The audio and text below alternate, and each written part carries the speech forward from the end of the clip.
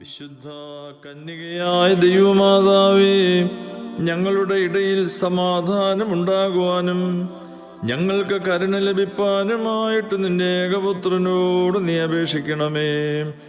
നിന്റെ പ്രാർത്ഥനകളാൽ യുദ്ധങ്ങളില്ലാതെയാവുകയും രാജാക്കന്മാർ സമാധാനമായിരിക്കുകയും സഭ മഹത്വപ്പെടുകയും സഭയുടെ മക്കൾ അദൃശ്യമായ മഹാശക്തിയെ സ്തുതിച്ചുകൊണ്ട് സന്തോഷപ്പെരുന്നാൾ ആഘോഷിക്കുകയും ചെയ്യുമാറാകണമേ.